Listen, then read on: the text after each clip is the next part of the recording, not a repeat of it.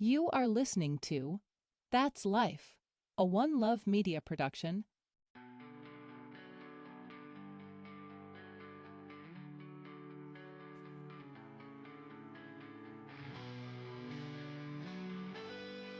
Welcome back to That's Life, the show where we laugh, learn, and lean into the parts of life that don't always come with a manual. I'm your host, Kyle Fields, and this week we're stepping into something big. Like capital B, big. We're talking about finding your life's purpose. Now, if you caught this past Sunday's Sunday evening reset, you already know that we touched on this. We went deep, got spiritual, and talked about what it means to live with purpose in a world that often feels chaotic.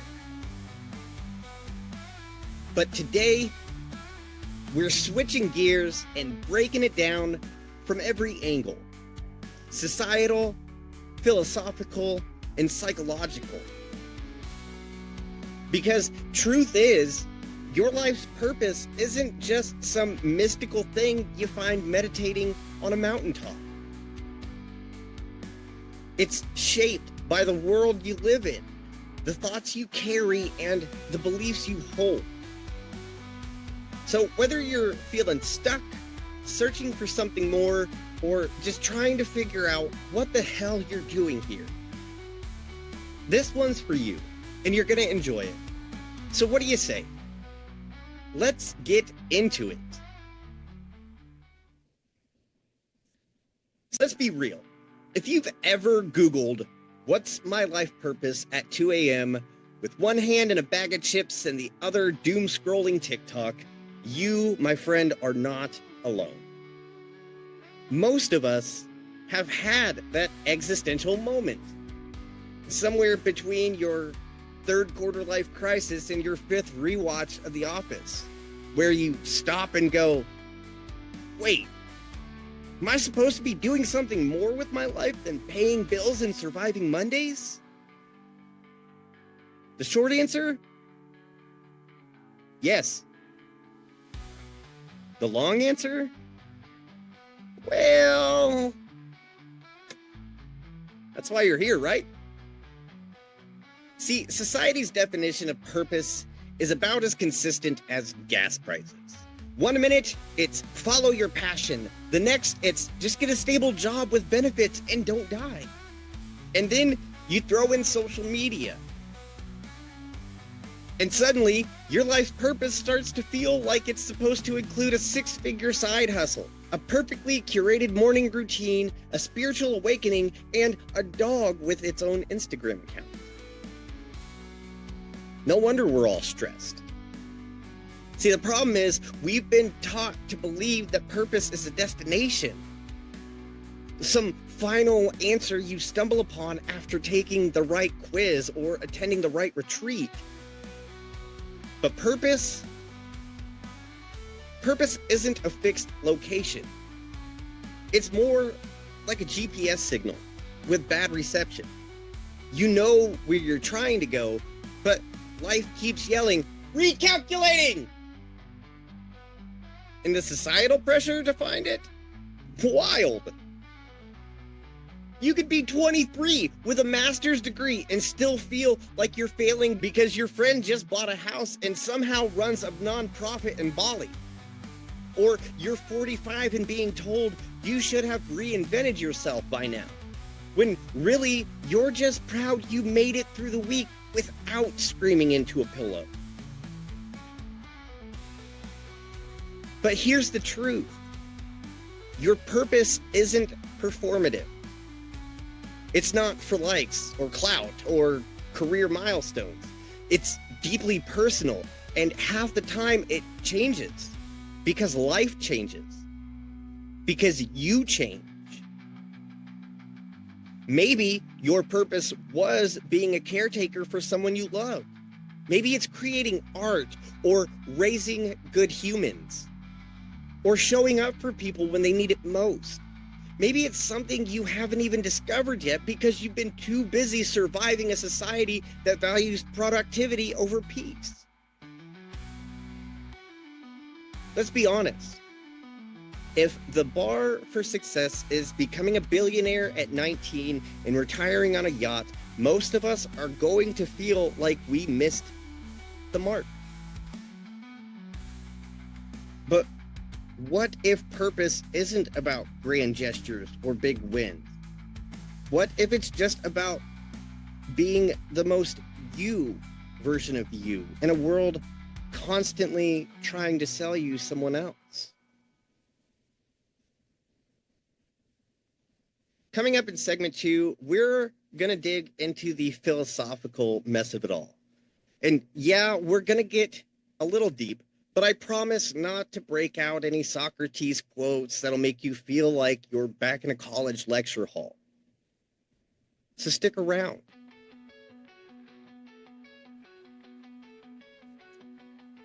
So let's light a candle, pour a glass of something comforting, and talk about philosophy. I know, philosophy gets a bad rap. People hear the word and immediately think of bearded men in togas asking unanswerable questions like, what is truth? Or, if a tree falls in the forest and no one posts about it on Instagram, did it happen? But at its core, philosophy is just the art of asking better questions. When it comes to life's purpose, it's been asking them longer than anyone else. Let's rewind a couple thousand years. Aristotle believed that our purpose, our telos, was rooted in what he called eudaimonia, often translated as flourishing or living well. He wasn't talking about wealth or fame. He meant doing what you were uniquely made to do and doing it with virtue. So basically, not just following your dreams, but doing it without being a jerk. Meanwhile, Nietzsche had a whole different vibe. He argued that the purpose wasn't handed to us, we had to create it ourselves. And honestly, that's a little freeing. Scary, yeah, but freeing. Because it means you don't have to wait for lightning to strike or a divine scroll to drop down from the heavens telling you what your life is about. You get to participate in writing that script. Then you've got Viktor Frankl, a Holocaust survivor, a neurologist, and a psychiatrist, who said that the purpose is found through meaning, not happiness. See, he believed even in suffering, especially in suffering, we can uncover meaning. That one hits, doesn't it? And I know what you might be thinking. Cool. But how does this help me figure out what the heck I am supposed to be doing? Fair question. What all these philosophers are getting at is this. Purpose isn't a one-size-fits-all. It's not even a fixed thing. It evolves with you. And that's not a flaw, that's a design. You're not meant to have all the answers by 25. You're not failing if your path doesn't look like someone else's. Life isn't a multiple choice test. It's more like an essay question with no word count and no clear rubric. You just have to keep showing up and writing your own truth. So ask yourself, what makes me feel alive? What breaks my heart and what makes me want to do something about it? What can I give the world that only I can give? Those are philosophical questions, but they're also deeply personal ones, and they're worth asking more than once in your life. Coming up in segment 3, we're going to slide into the psychological side of purpose. Why your brain fights you on it, and how to work with that beautiful mess of neurons to actually move forward. Don't go anywhere. So let's talk about the psychological side of life purpose. Now listen, I love the brain. It's brilliant. It keeps your heart beating, your lungs breathing, and somehow remembers all the lyrics to a song you haven't heard since 2004. But when it comes to purpose, your brain can be the most dramatic little gremlin in the room. The brain's number one job is survival. Not fulfillment, not meaning, just don't die today. That's the bar. It's set very low. But when you start to reach for your purpose, when you dream big, step out of your comfort zone, or even dare to believe you're meant for more, your brain starts panicking like, whoa, what's with all this risk and growth and change? Let's just stay in this soul-sucking job where the snacks are free and we know where the exits are. That fear response is rooted in something called the amygdala, your brain's built-in alarm system. And it doesn't care if your purpose involves helping orphans or curing cancer. If it's unfamiliar, it's gonna hit the panic button. And this is where things get tricky, because your brain is so convincing. It doesn't say, hey, I'm afraid of change. It says, you're not good enough. You'll fail. People will laugh. Stay small. Sound familiar? But here's the thing. Just because your brain says it doesn't make it true. You have to learn to notice the difference between fear and intuition, between self-protection and self-sabotage. Let me give you something practical here. One powerful psychological tool you can use is called values-based action. It's not about chasing feelings. It's about identifying your deepest values and taking consistent steps in that direction, even when you don't feel like it, even when it's scary. So if creativity is value, you create whether you feel inspired or not. If compassion is value, you serve whether you're in the mood or not. You don't wait for clarity to act. You act to gain clarity. And eventually, after a little discomfort, a little courage, and maybe a few nights of crying into your pillow, your brain catches on. It learns that you didn't die from trying, and it starts to rewire itself around that new truth. And just like that, purpose becomes not just something you believe in, but something you embody. Coming up next, we'll get real about society's role in shaping and sometimes warping our sense of purpose.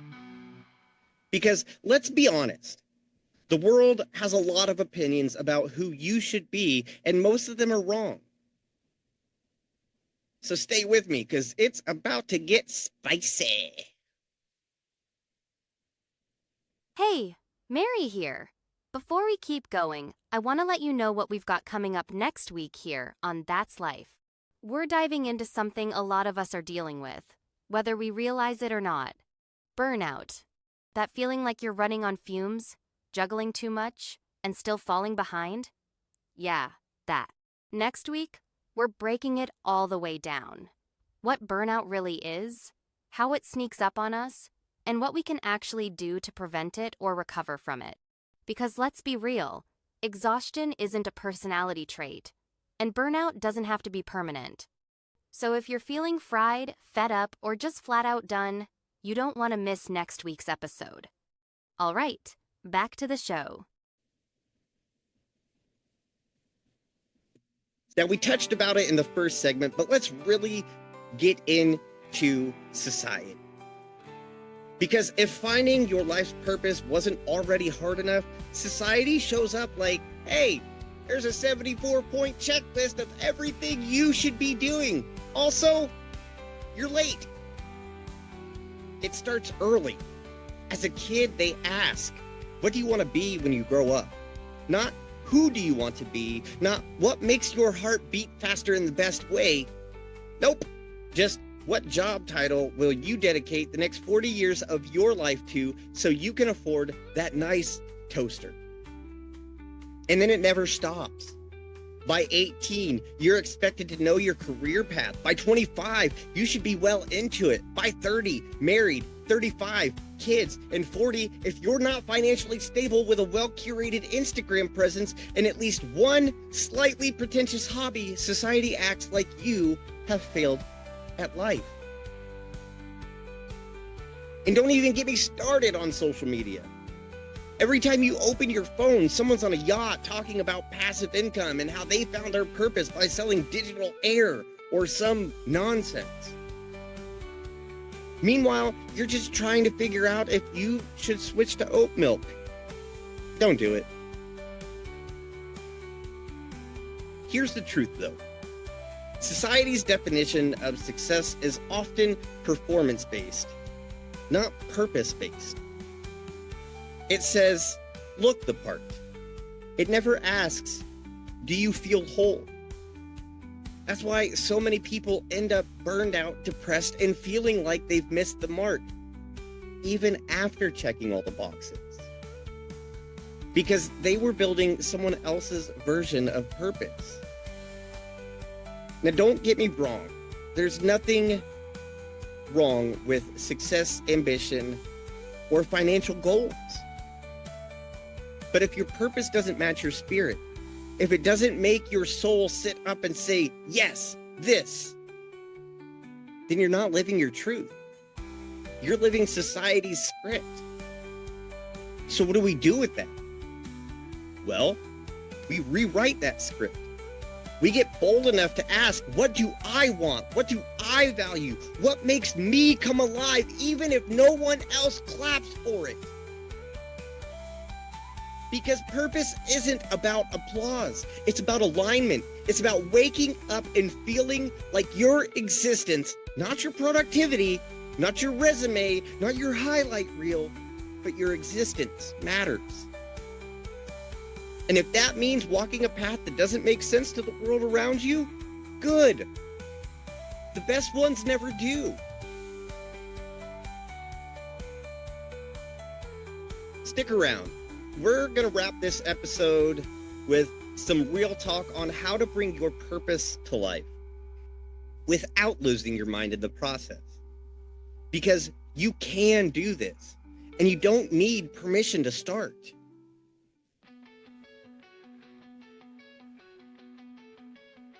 Whew, that was a big one. We went deep.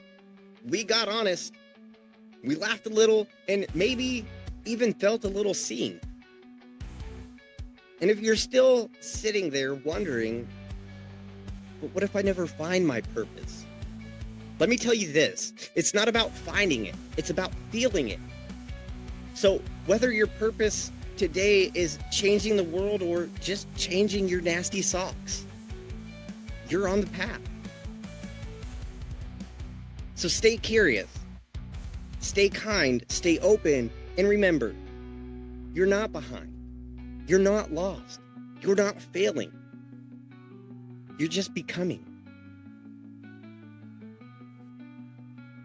That's it for this week's episode of That's Life. I'm Kyle Fields, and if no one told you today, I love you, and I mean that. And I believe in you, and I'm so glad you're here. We'll see you back next week, same time, same place. Until then, live with purpose, even if you're still figuring it out. And remember, to do you, but do it with love and affection. I'm Kyle Fields, and that's life. That's Life, is hosted by Kyle Fields and written by Mary Rodriguez. Editing and production by One Love Media. All rights reserved. Like what you heard? Join the conversation. Follow us on social media and be part of the That's Life community. Want exclusive content? That's Life Members Lounge is now available for just $5 a month on Patreon. Get access to special episodes, expert interviews, and even request topics for future shows. Sign up at patreon.com/OneLoveFLA. And don't forget to check out our other shows. The Survivors series, new episodes every Wednesday. Sunday Evening Reset, a powerful way to end your weekend, streaming every Sunday night. See you next week for another episode of That's Life.